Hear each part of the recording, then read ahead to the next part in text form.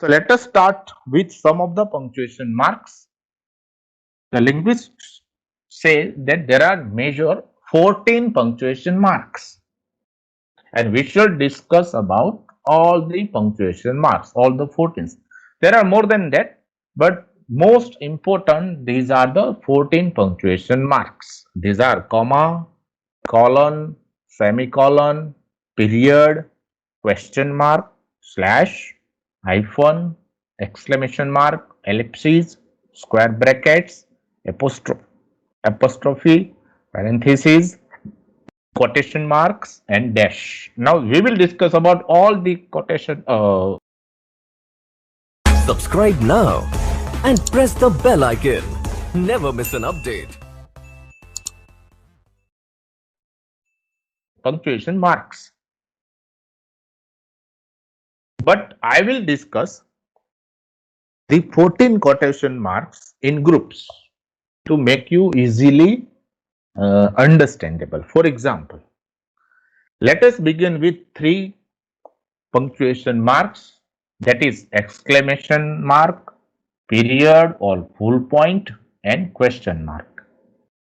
Now, these 3 punctuation marks are always used at the end of a sentence.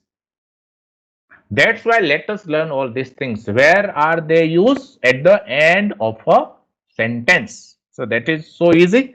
Exclamation mark can be at the end of sentence. Periods can be end of the sentence. Question mark should be end of the sentence.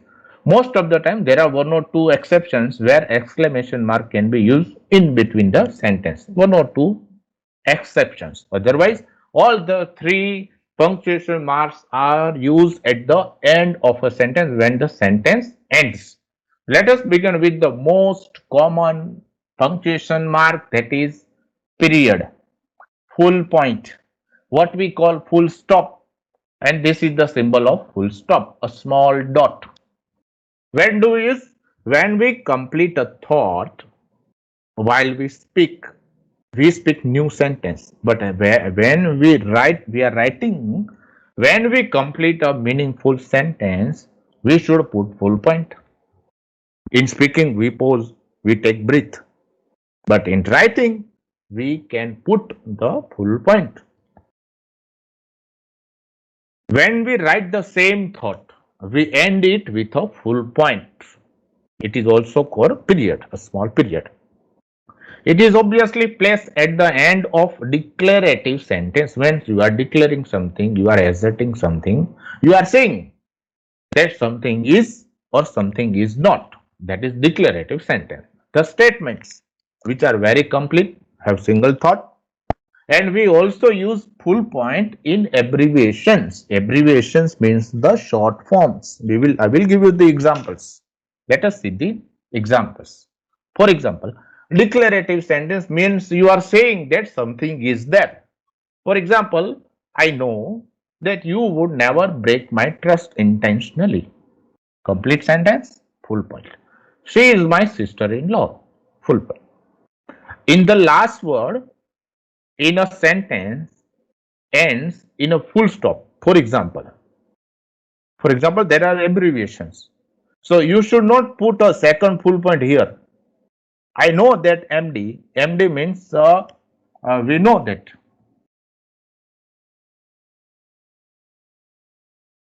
Who is the master?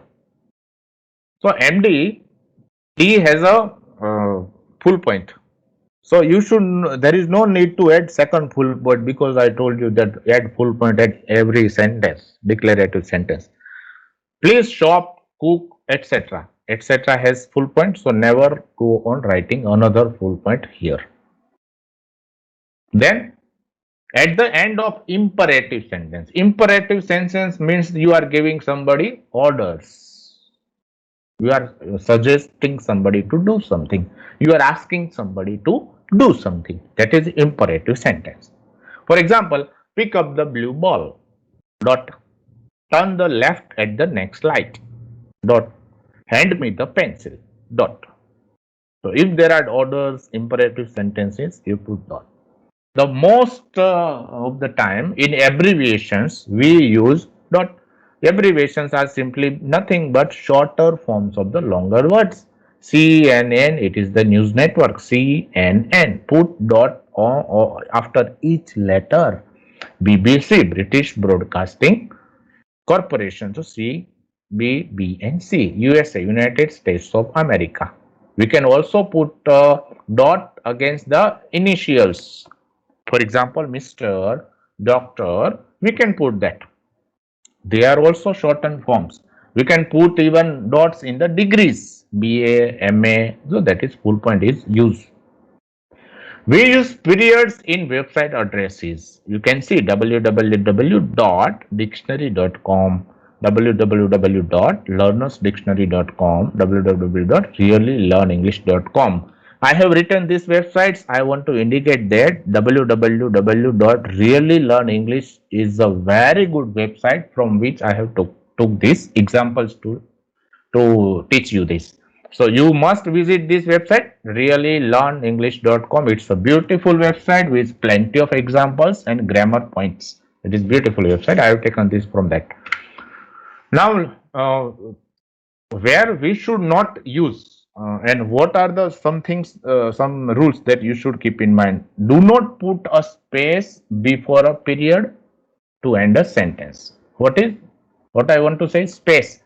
So you can see the shirt is blue is correct, but this is the shirt is blue is incorrect. Why? Here the space is given. Never put space after the word and the full point. Never put space. That is incorrect. Do put one space after the period if it is followed by another sentence.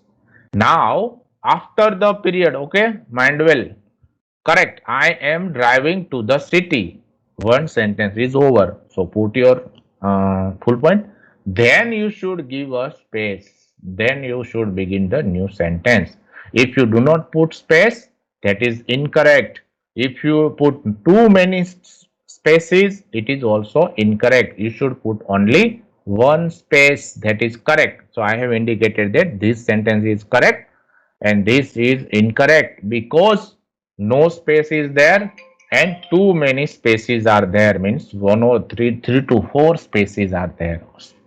Only single space, one space, right? So that is related to full stop. Now let us begin with question mark.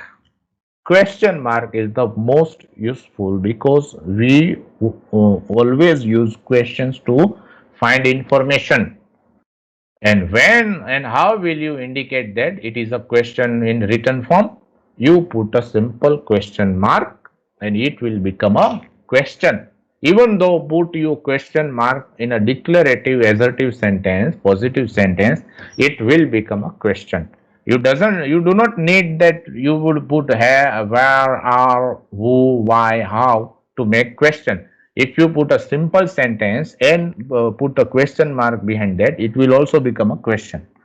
So let us see, if you want to ask a direct question, you should always put question mark without space. There is no need to have a space here.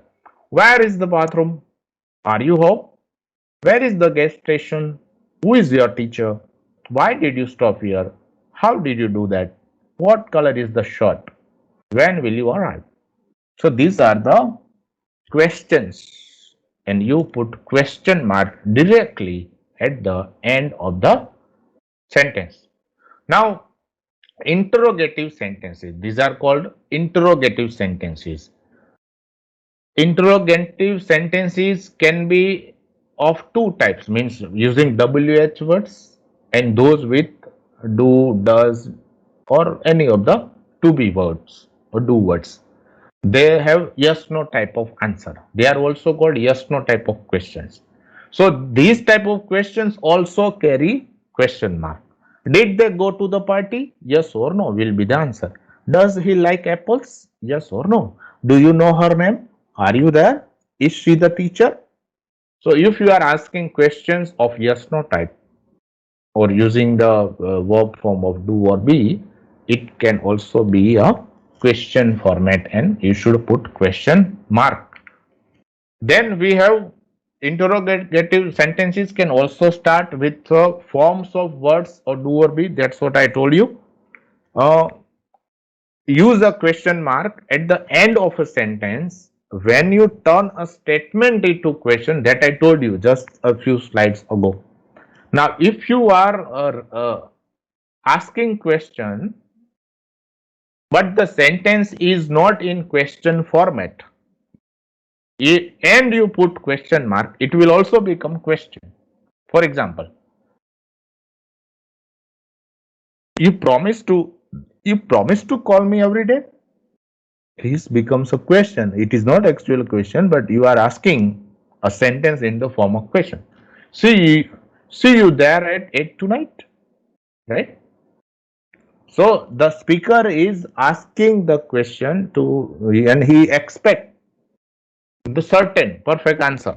He knows actually the answer. You promise to call me every day? Yes. So generally we use such sentences with children, right?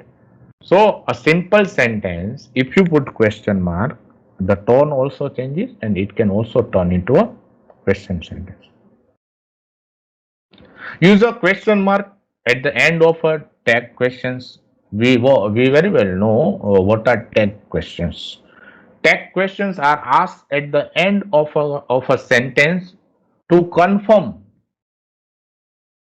or to not to confirm if something is or not. You are just confirming or not confirming. You are just trying to affirm if somebody has listened or not, or somebody agree or not. For example, you speak English, don't you?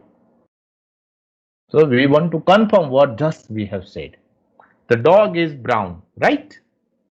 You paid the bill, didn't you? Lisa is not here, is she? Right? So tag questions begin with simple sentence and end with small questions. Don't you? Right? Didn't you? Is she? So you should also put question mark and tag questions. Mind well, they are also called question tag. Right? Tag question or question tag. Then use questions marks after each question in a series. Now sometimes what happens, we do not repeat same question again and again, we just replace the word, right? For example, we will not say that do you want to eat pizza, do you want to eat chicken, do you want to eat hamburger. What will we do? We will replace the words and we will not repeat the question. So you should also put question mark at the end of each word. For example, do you want to eat pizza, chicken, hamburger? You see, all the three words have questions. So you do not need to write the whole question again and again. In spoken language, we do this frequently. Do you want to eat pizza, chicken, hamburgers? Right?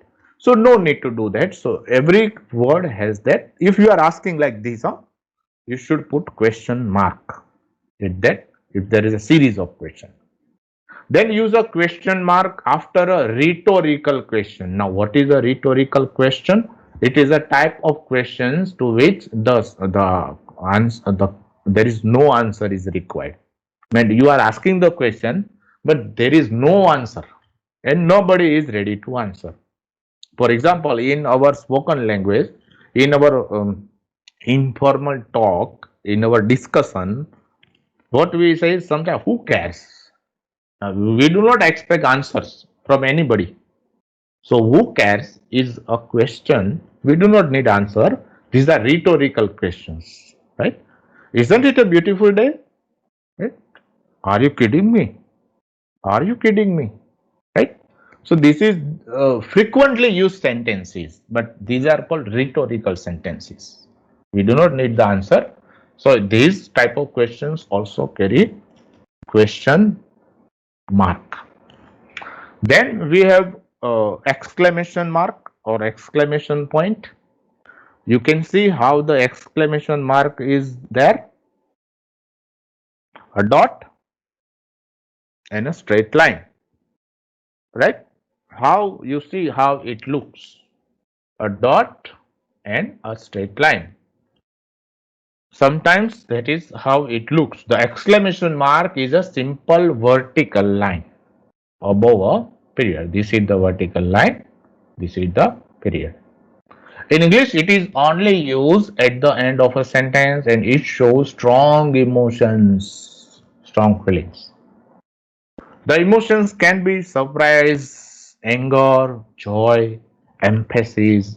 If you want to raise your voice, if you want to have dramatic confession, if you want to accept something, if you want to give warning to somebody, we use exclamation mark.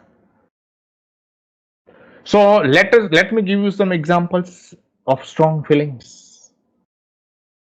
She shouted at him, "Go away! I hate you!" He exclaimed, "What a fantastic house you have!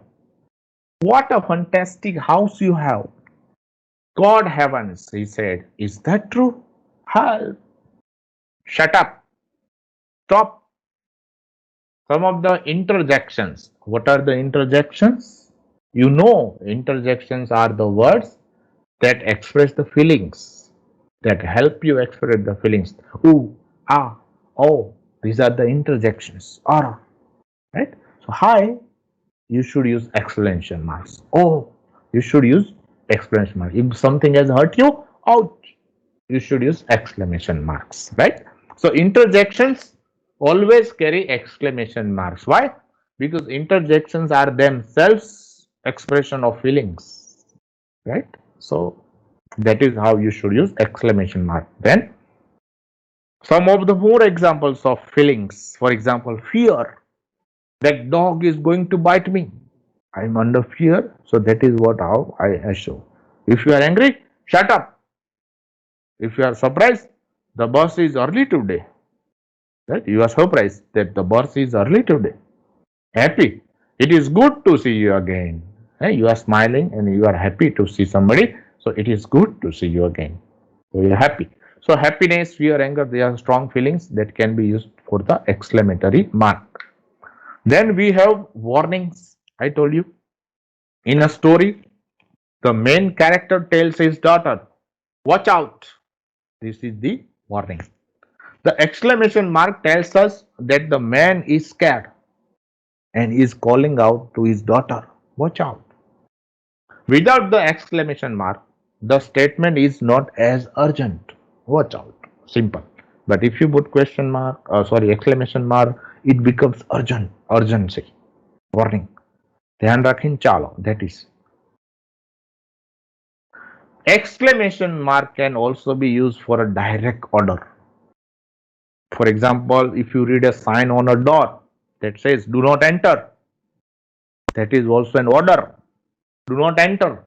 It is a warning as well. If you use exclamation mark, it becomes a order. If there is no exclamation mark, it is a simple sentence. Means there is no danger. It is said that do not enter. Now do not enter it becomes a strong feeling. So how a exclamation mark can change the meaning? Exclamation mark can change the feeling of the sentence. Same sentence can give you different meaning.